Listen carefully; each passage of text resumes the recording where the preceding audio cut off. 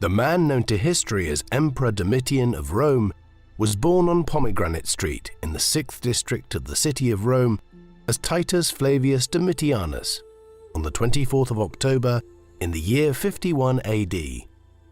His father was Titus Flavius Vespasianus, a member of the gens Flavia, a Roman equestrian family.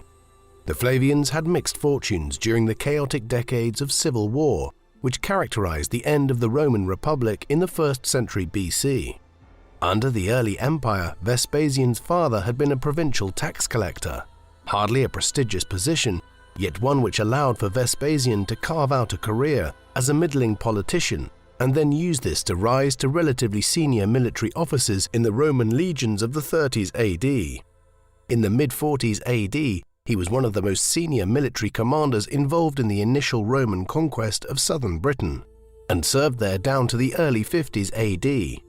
Right around the time Domitian was born, Vespasian retired and played no major part in public life for over a decade thereafter. Domitian's mother was Domitilla, the daughter of a quaestor, a minor Roman official involved in financial administration. She had married Vespasian in the late 30s AD. Their first child arrived soon after, a boy named Titus, while Domitian also had a sister named Domitilla after her mother, born about 5 or 6 years before Domitian. Hence he was the youngest of the 3 siblings, and there were 12 years separating him and Titus. For an individual who would later become the most powerful man of his time, we know almost nothing about Domitian's early life. Our most detailed source is a single passage written by Suetonius, a contemporary of his who wrote biographies of the first 12 Roman emperors. This simply states that Domitian grew up in great poverty and infamy, a fairly nondescript statement, and one which was also untrue. While the Flavians were not a major Roman aristocratic family, Vespasian and his family, including Domitian, would still have lived in comfort. Indeed, in 63 AD, after over a decade in partial retirement, Domitian's father was granted the governorship of the province of Africa, corresponding to modern-day Tunisia. This would have meant that for the vast majority of the time between when he was 11 or 12 years of age, in 63 AD down to the early 70s AD, Domitian barely saw his father, nor his older brother for the most part, as Titus was already emerging as a successful commander in the Roman military. Back in Rome, we can assume that Domitian received an education typical of the son of a middling Roman politician, one which was focused on subjects such as rhetoric, the law, and literature. Domitian's younger years were spent living through a period of Roman history in which the concept of imperial rule was solidifying. The Roman Republic came to an end in 27 BC, after decades of civil wars between figures like Julius Caesar and his great rival Pompeius Magnus or Pompey the Great. After Caesar was assassinated in 44 BC, his great-nephew Octavian became his political heir, and after defeating Mark Antony in another civil war, established a political settlement in 27 BC, through which he changed his name to Caesar Augustus and adopted the title of Imperator, meaning commander or conqueror. We derive the term emperor from this. Yet what Augustus attempted to do was to make himself the first citizen of Rome, with a large number of magisterial offices. What this meant was that he was a powerful ruler, but he continued to govern in association with the powerful Roman Senate, comprised of the state's wealthiest and most esteemed political figures. As we will see, this had significance for how Domitian's reign would play out. After Augustus's death in 14 AD, his position as Imperator was inherited by various members of his dynasty, the Julio-Claudians. The Emperor Claudius was ruling at the time of Domitian's birth, but he was succeeded in 54 AD by the Emperor Nero. Despite his later reputation, Nero was a popular ruler at first, and through much of Domitian's childhood years, there would have been no indication that civil war lay on the horizon. One of the things that contributed to the outbreak of civil war when it came was a major disturbance in the east of the empire. In 66 AD, the Jewish people in the province of Judea launched a major revolt against Roman rule, after decades of heavy-handed behavior by the Roman authorities towards their religion and denigration of the sacred temple of Jerusalem by successive Roman governors of the province. This exploded into insurrection in 66 AD. The first Jewish revolt would last for well over half a decade.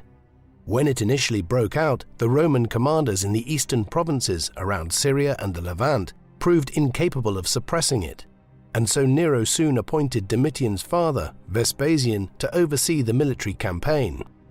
Vespasian left along with Domitian's older brother, Titus, to wage war in Judea. Domitian was left behind in Rome as he was still reasonably young, though a young adult in Roman terms by then. His whereabouts and activities during this period, around 67 and 68 AD, are frustratingly unclear. Vespasian's first wife, Domitian's mother, died around this time, and it is probable that Domitian was living in the household of his uncle, Vespasian's brother, Titus Flavius Sabinus, in Italy, while Vespasian and Titus were engaged against the first Jewish revolt in the east.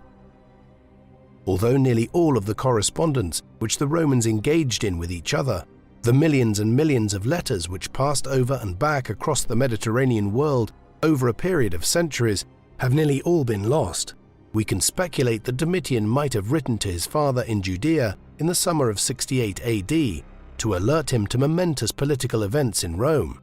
The Emperor Nero had become increasingly unpopular in previous years as a result of the Great Fire of Rome, which destroyed much of the city in 64 AD, and a number of other developments, not least the outbreak of the Jewish revolt in the east.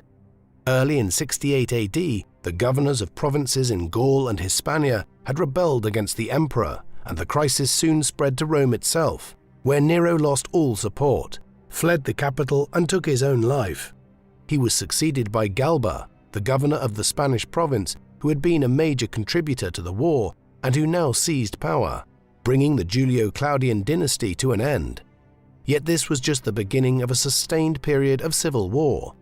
Galba was in turn murdered in January 69 AD by Otto, who in turn only ruled for 13 weeks before Aulus Vitellius, the commander of the Roman legions on the Rhine frontier in Germania, came south towards Italy and seized power as Emperor Vitellius in April 69 AD. Speculating on the extent to which Domitian was keeping his father abreast of affairs in Rome is important, because this information would have dictated much of Vespasian's response to these events. Vespasian's response in the east would come to dictate the course of the rest of Domitian's life. In Judea, his father was in charge of several legions of troops, each consisting of nearly 5,000 soldiers. He had been provided with an unusually large military force in order to crush the Jewish revolt. What this meant was that as events unfolded to the west in Rome and Western Europe, Vespasian had the military resources necessary to potentially claim the imperial title himself. He duly did so. After the governors of several provinces in the east indicated they would support him, Vespasian was proclaimed as emperor and commenced a civil war with Vitellius. In Rome, Domitian was immediately placed under house arrest when news of his father's treachery reached Vitellius's government. He was still detained in this way when legions loyal to Vespasian arrived at Italy from the borders along the river Danube and began clashing with Vitellius's forces in the late autumn and early winter of 69 AD. Vitellius's forces were defeated in northern Italy, but the final stages of the civil war saw violent clashes in and around the city of Rome itself on the 19th and 20th of December, during which Domitian's uncle Sabinus was killed. Domitian, by all accounts, nearly lost his life as well, escaping a mob of Vitellius's supporters by apparently disguising himself as a priest of the Egyptian deity Isis. Thereafter, Vespasian's forces entered Rome and murdered Vitellius. Domitian's father was accepted as the new emperor by the Senate shortly thereafter. The civil war was over. When the supporters of Vespasian emerged victorious in Rome in late December 69 AD, Domitian's father was still far away in the east. The military campaign into Italy had actually been overseen by his close ally, Licinius Mucianus. As the son of the new emperor, Domitian was quickly proclaimed as Caesar, an honorary title meaning something equivalent in more modern terms to prince. This honor aside, it was Mucianus who ran affairs in Rome until such time as Vespasian arrived after a considerable delay. In 71 AD, Domitian took part in the military triumph, which was held in Rome in honor of Vespasian's victory in the Civil War, and Titus's capture of the city of Jerusalem from the Jewish rebels in 70 AD.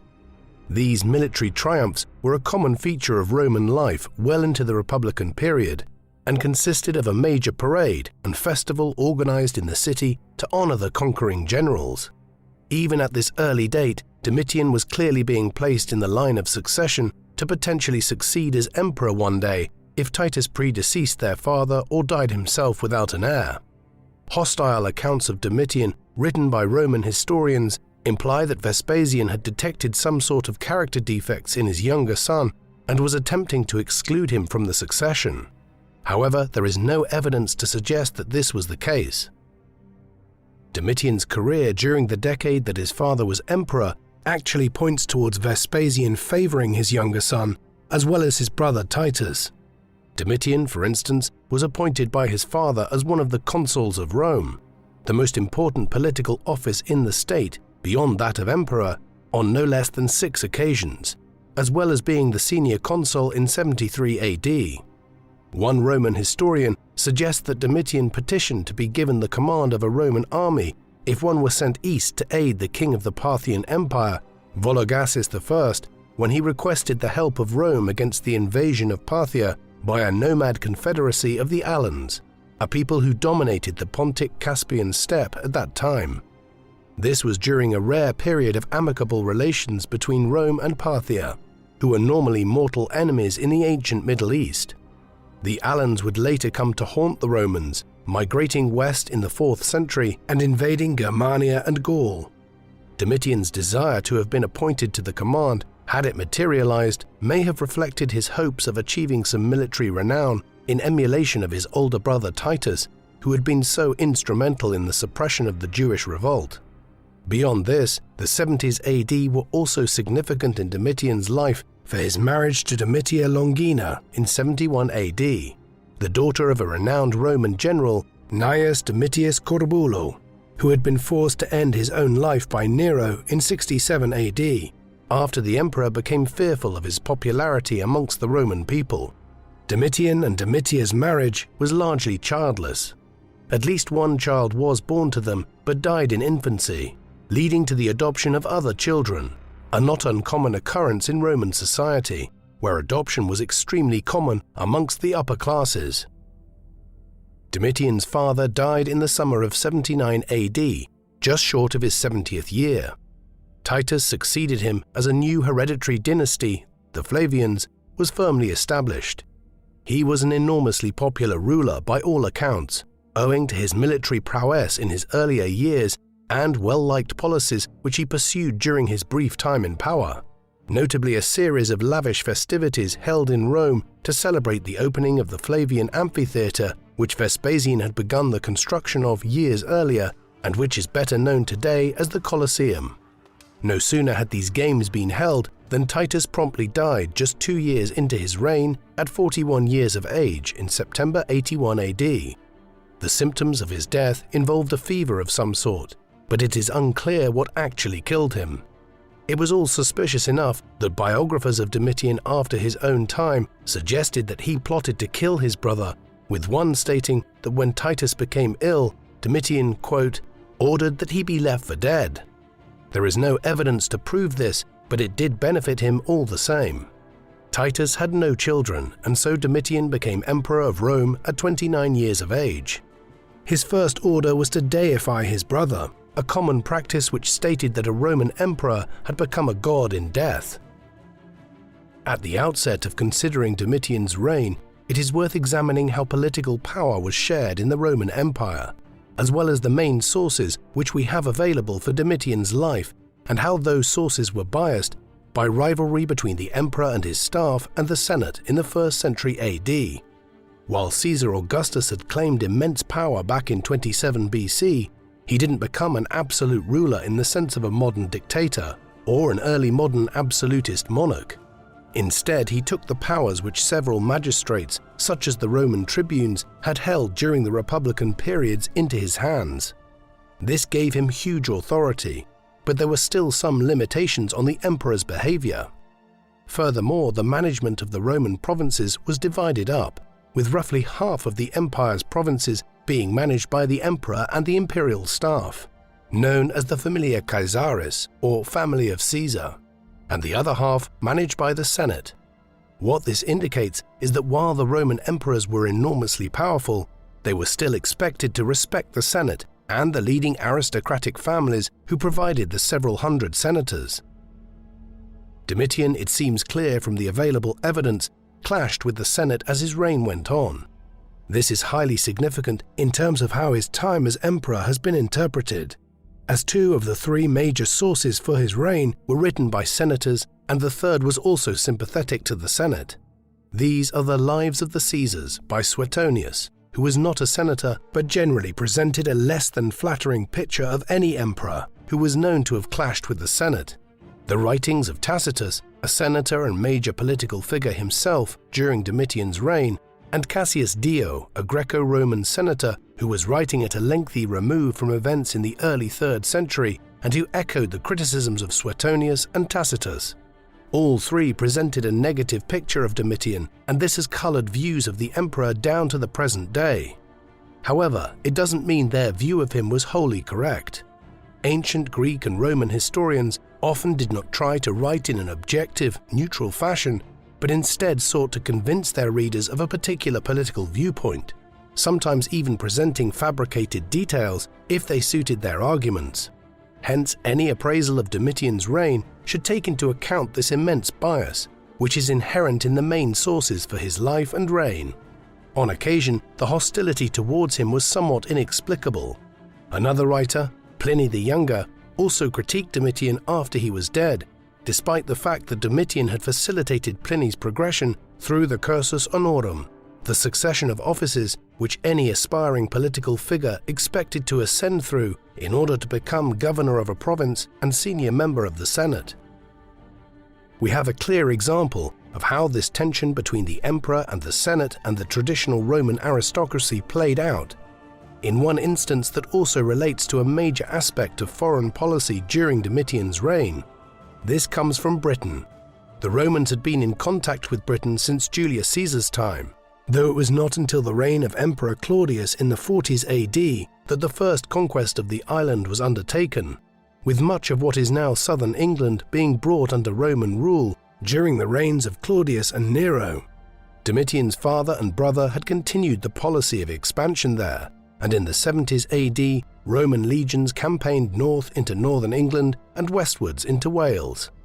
In 77 AD, Vespasian entrusted this work into the hands of Gnaeus Iulius Agricola, a member of an esteemed Roman senatorial family and an experienced military commander.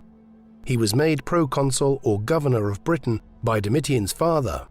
Agricola was immediately successful, conquering the Ordovices tribe of Celts in Wales and on the island of Anglesey in his first years in command in Britain. Domitian left Agricola in charge in Britain upon his accession. The governor continued to do good work from a Roman perspective.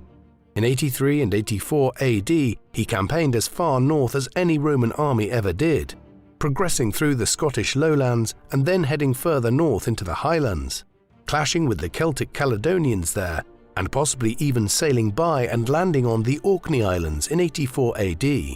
This was as close as the Romans would ever come to subjugating the Caledonians, a people who had proved particularly resistant to Roman rule, requiring the Emperor Hadrian to build his famous wall across northern England a half a century later to keep them out of the Roman province. Given his successes, it is peculiar then that Agricola was recalled from Britain by Domitian in 85 AD.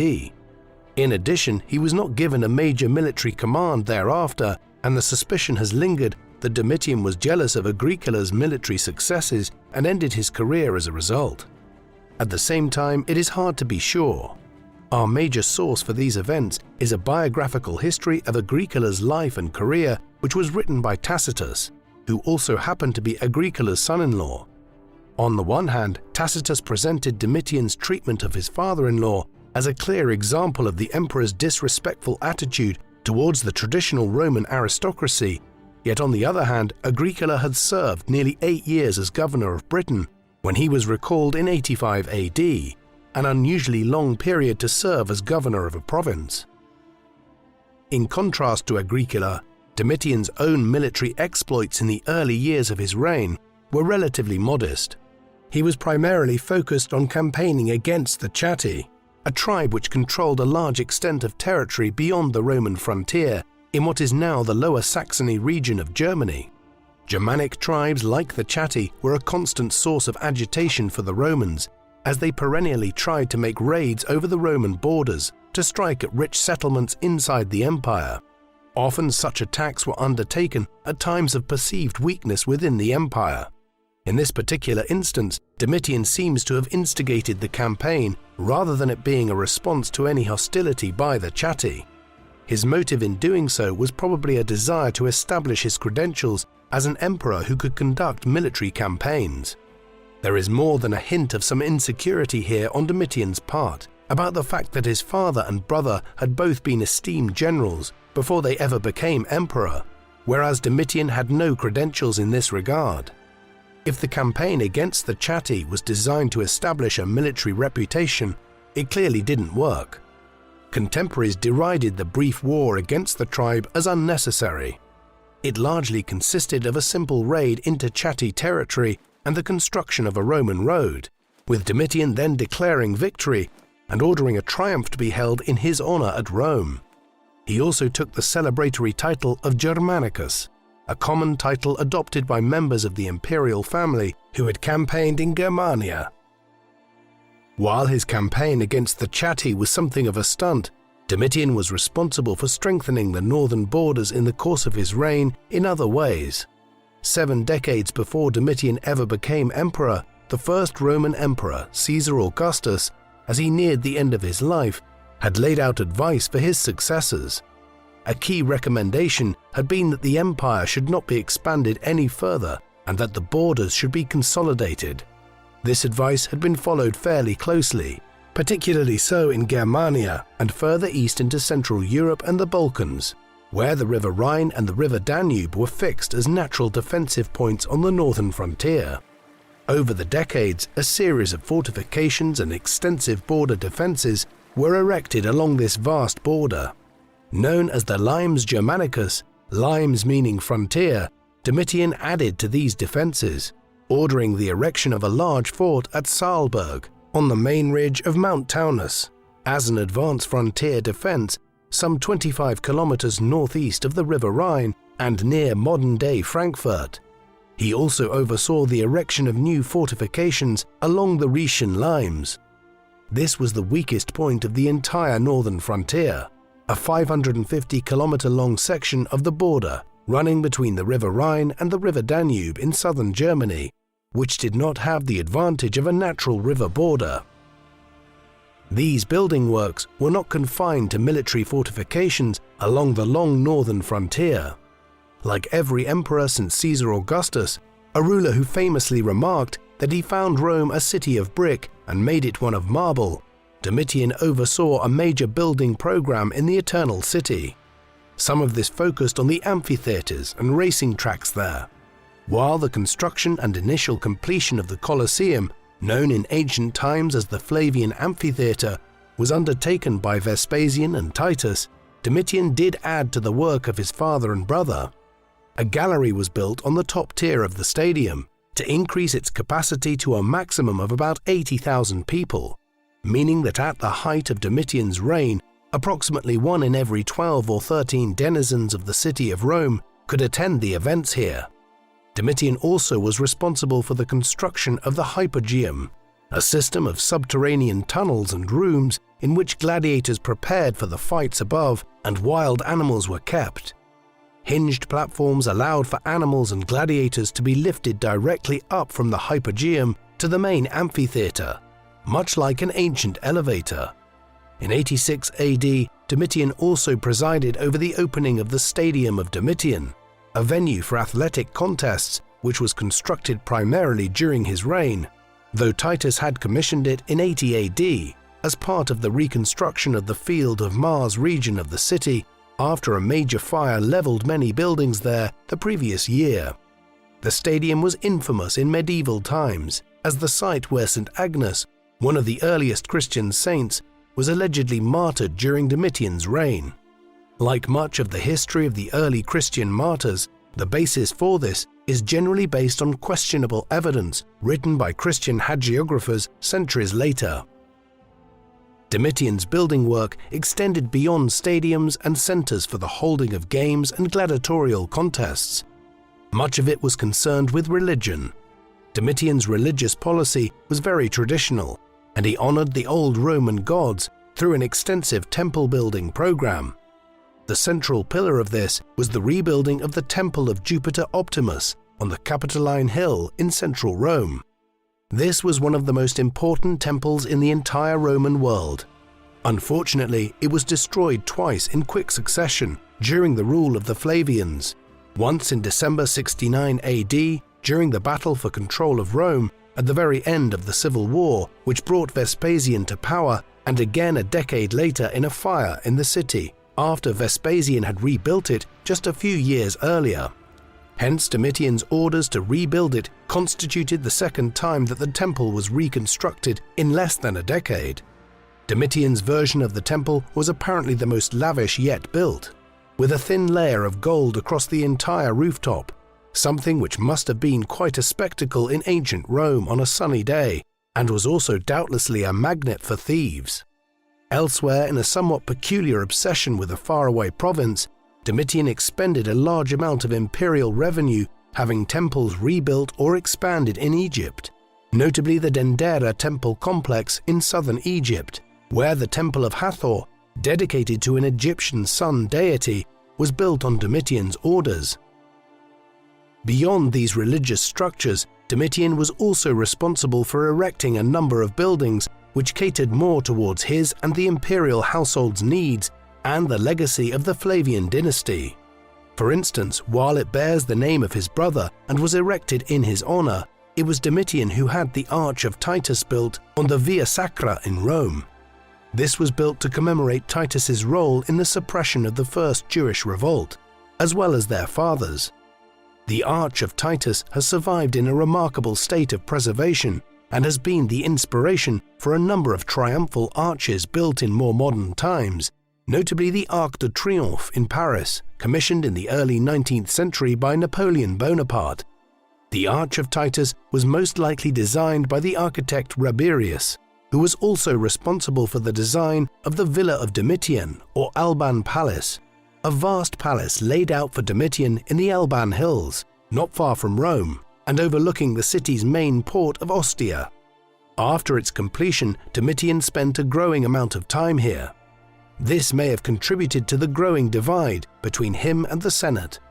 Another of his predecessors, Tiberius, became increasingly unpopular in the second half of his reign after he effectively abandoned Rome to go and live in his palace on the island of Capri, and it appears that the senatorial class were disillusioned by the idea that an emperor would rule in a heavy-handed fashion from a distant palace rather than from within Rome itself, where he would consult with the Senate regularly. Domitian might have spent lavishly on erecting these buildings in Rome, its environs, and in Egypt, yet he was not a spendthrift ruler. He was concerned with managing the public finances in a prudent manner, particularly after a fiscal crisis of sorts in the mid-80s AD. One of the few fields of endeavor which the ancient Greeks and Romans did not have a very sophisticated approach to was economics. There was only limited understanding of how issues like inflation and fiscal crises arose. In response to them, Domitian ordered reform of the Roman coinage. The silver sesterces, the standard form of Roman coin, one which was made of actual solid silver, had been devalued during the crisis period of the late 60s and early 70s AD, as the first Jewish revolt and the civil wars created a need for more and more coins to pay the legions and to offer financial bribes to both soldiers and politicians who agreed to support a contender for the imperial title in return for money. The upshot of this was that silver coins started being produced that had cheap base metals mixed into them to reduce the amount of silver needed to mint them. By the 70s AD, the silver content in some of the coins had fallen to below 90%, and people were becoming aware of this coinage manipulation. Domitian was the first of the Flavians who moved to reverse this, and studies of coins from Domitian's reign from 85 AD onwards indicate that the silver content returned consistently to over 95% at that time, restoring confidence in the coinage. This was an enlightened approach, given that the drastic devaluation of the coinage in the 2nd and 3rd centuries AD caused immense havoc in time to come, contributing in a major way to the collapse of the Roman Empire. One notable element of Domitian's fiscal policy was his decision to continue and even expand what was known as the Fiscus Judaicus, the Jewish tax. This was a tax which had been first imposed by his father, Vespasian, on the Jews of the province of Judea, essentially as a punishment for having revolted against Roman rule and the cost of suppressing the first Jewish revolt. It was initially imposed on adult male Jews and those who actively practiced Judaism. Domitian, though, expanded the tax so that it was applied to all Jews, be they men, women, or children of any age, as well as Jews outside of Judea itself, notably in Egypt, where there was a large Jewish community in cities like Alexandria. Even non-practicing Jews seem to have been forced to pay the tax. Domitian's zeal in imposing the tax may have reflected his own insecurities about not having been involved in suppressing the Jewish revolt back in the late 60s and early 70s AD, along with his father and brother. The degree to which it was imposed may also have reflected official anxieties about the seeming spread of Judaism to new communities in the Eastern Mediterranean. What the Roman authorities may have actually been noticing in this respect wasn't the spread of Judaism, but actually the emergence of some of the first communities of Christians in parts of the Levant, Egypt, Asia Minor, and Greece, a religion which for many decades the Romans perceived as simply being a branch of Judaism. An enormous proportion of all the tax take of the Roman state was spent on the military. In a state which was very light on welfare and government intervention in spheres other than the financing of its war machine, over 50% of the state budget was spent on supporting the legions in the 1st and 2nd centuries AD. This is all the more remarkable when we consider that for extended periods of time there was little warfare being engaged in. As we have seen, there was a regional conflict in Britain, where successive emperors over a period of centuries were trying to extend the border further north, and there were perennial clashes with tribes like the Chatti near the Rhine River frontier. Beyond these, though, Domitian only engaged in major conflicts in one area during his decade-and-a-half-long rule. This was against the Dacian kingdom, a powerful state ruled by the Dacians, an Asiatic people who had migrated into the Balkans over half a millennium earlier. By Domitian's time, they ruled territories centered on modern-day Romania and extended into parts of Serbia, Bulgaria, and other regions. In 85 AD, their king, Duras, ordered his armies to conduct a raid over the border into the Roman province of Mysia. This action led to war between Rome and Dacia, which would last down to 88 AD. The Dacian War started terribly for Domitian. The initial incursion by the Dacians led to the destruction of a Roman legion under the command of the governor of Mysia, Gaius Oppius Sabinus. The loss of a legion and its standards, the banners which bore the symbols of Rome and the identity of the legion, was considered a serious stain on the honor of the Roman state, and when news reached Rome of the incident, Domitian decided to campaign in person against the Dacians. Legions were quickly ordered to move from other fronts to the Danube frontier. The emperor was there in the Serbia region for much of 86 AD and divided Mysia into two provinces, Mysia Inferior and Mysia Superior, in order to allow for better administration and more effective dealing with the Dacian threat. After these initial efforts to prepare for the campaign, Domitian, somewhat surprisingly, left Mysia and handed over command of the campaign to Cornelius Fuscus, the prefect of the Praetorian Guard. Fuscus won some minor victories initially. Thereafter, the new Dacian king, Decebalus, won a major victory over Fuscus, leading to Fuscus's replacement by Tetius Julianus. Julianus did what Sabinus and Fuscus were unable to do, and gained the initiative in the war. By 88 AD, he was preparing to strike against the Dacian capital, Sarmizegetusa. However, just as this was in preparation, two other tribes, the Marcomanni and the Quadi, began to threaten the Roman border further to the west, around the weak point of the Rhaetian limes. With this, Domitian agreed to peace with the Dacians, so that some of the legions under Julianus's command could be transferred west to shore up the border area between the Danube and the Rhine rivers. The Dacian War, however, presaged a period of growing conflict between Rome and Dacia, and 20 years later, the Emperor Trajan would annex Dacia in one of the last major conquests undertaken by the Romans. Domitian's reign was a notable one in terms of Roman culture. The last decades of the 1st century AD witnessed two broad literary trends. The first was the emergence of some of the foremost Roman and Greco-Roman historians, whose writings have come down to us, particularly historical biographers. Domitian can hardly be credited with playing a role in this, for two of the main individuals involved, Suetonius and Tacitus, were, as we have seen, hostile towards him, while another, the Greco-Roman historical biographer, Plutarch, lived and worked far from Rome in Greece as a priest at the Temple of Apollo at Delphi, and did not benefit from the patronage of Domitian, although he had obtained some favor from Vespasian when on a visit to Rome in the 70s AD. Domitian was involved, though, in the other great literary movement of the era. This was a period which saw the genre of satire and satirical poetry reach its peak at Rome, with the satirical writers Juvenal and Martial both producing much of their greatest work during the 80s and 90s AD. The emperor was clearly a patron, especially so of Martial, who recorded being invited to dine with Domitian on one occasion.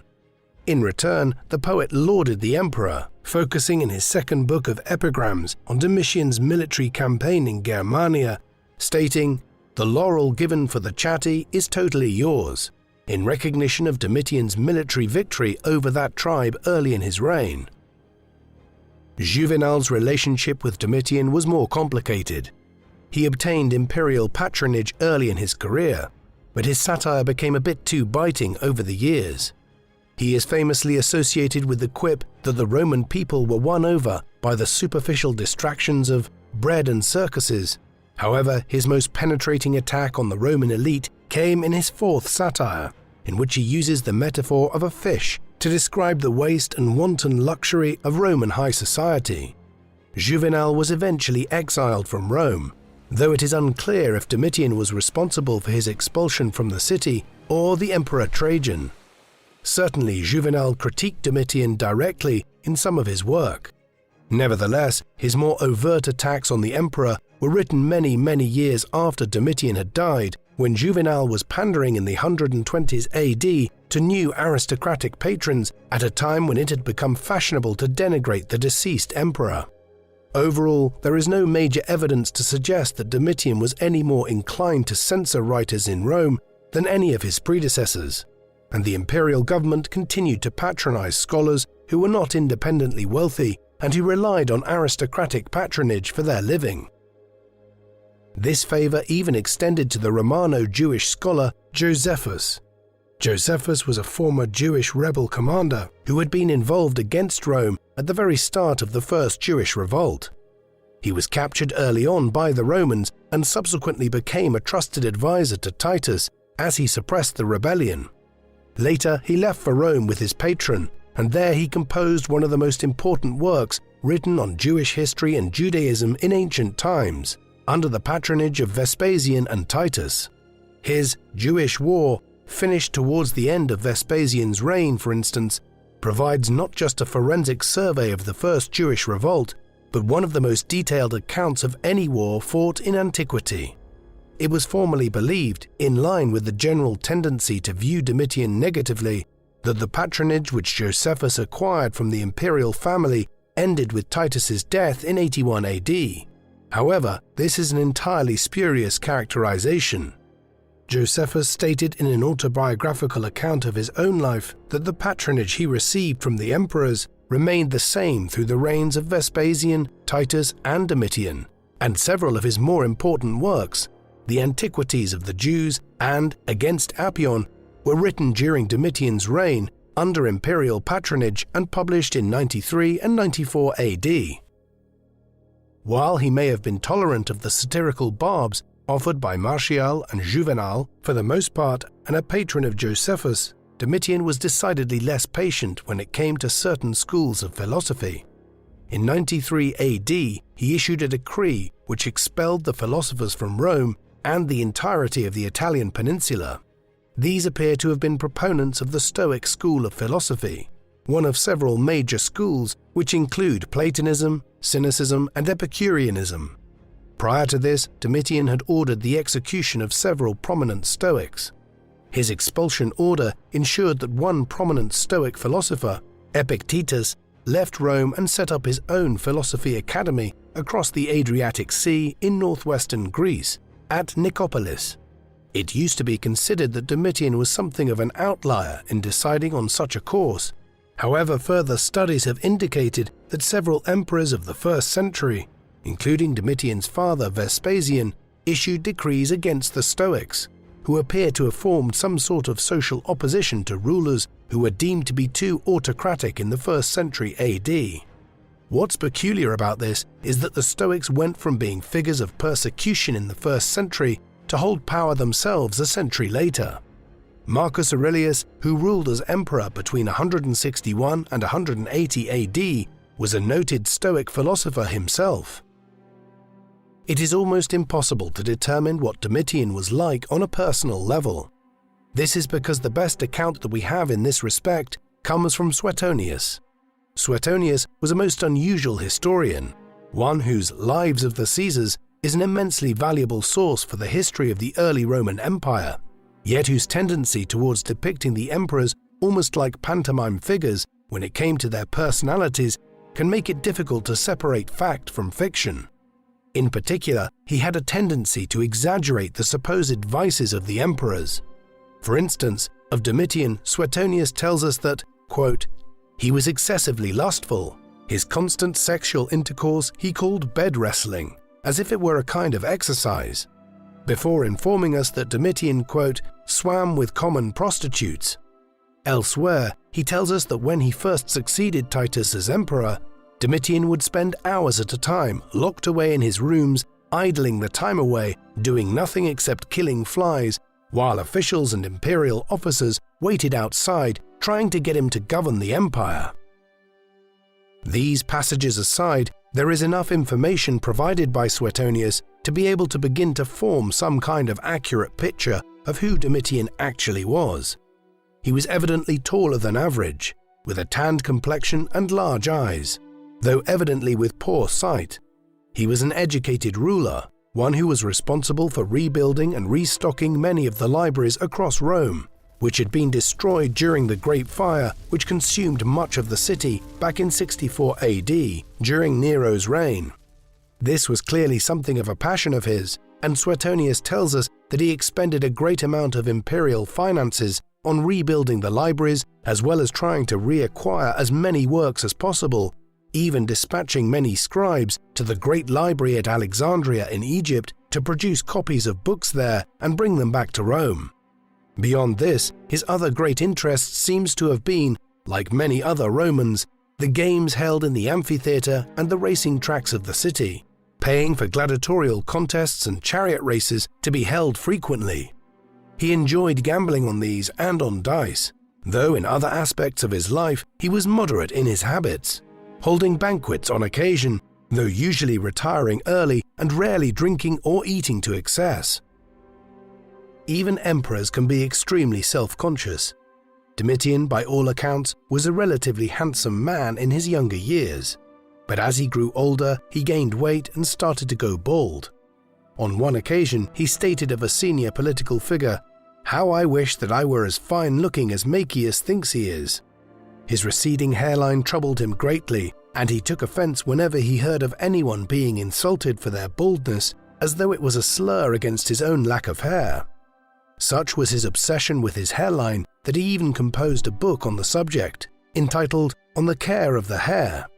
Incredibly, this appears to have not been a made-up story of Suetonius's, as he even quotes from the text, and presumably his readers would have been familiar with the work in question. The book was addressed to a friend of Domitian's who also suffered from hair loss, and who the emperor bemoaned the fate of his hair to in the following words: "Do you not see that I am too tall and comely to look on? And yet the same fate awaits my hair, and I bear with resignation the aging of my locks in youth. Be assured that nothing is more pleasing than beauty, but nothing shorter lived." Domitian had greater problems than just his hair loss. While the exact reasons for it can be debated, there is no doubt that by the late 80s AD, there was growing opposition to his rule from many quarters. The first major sign of this came in 89 AD, when Lucius Antonius Saturninus, the governor of the province of Germania Superior, revolted against the emperor. This was a serious matter. The provinces in Germania, along the border at the river Rhine, were highly militarized, and any revolt from this part of the empire always ensured that the leader of any such insurrection there had a large number of troops under his command. In Saturninus' case, the revolt was quickly suppressed. He had initiated it on the 1st of January, in the middle of winter, having secured an alliance with the Chatti, the tribe Domitian had waged war on early in his reign. However, their plan to join Saturninus' legion after he raised the revolt against Domitian was foiled when a sudden bout of warmer weather melted the ice on the river Rhine and prevented the Chatti from joining up with Saturninus' troops. As a result, in a matter of less than 4 weeks, Roman legions from the surrounding provinces moved into Germania Superior on Domitian's orders and crushed the rebellion.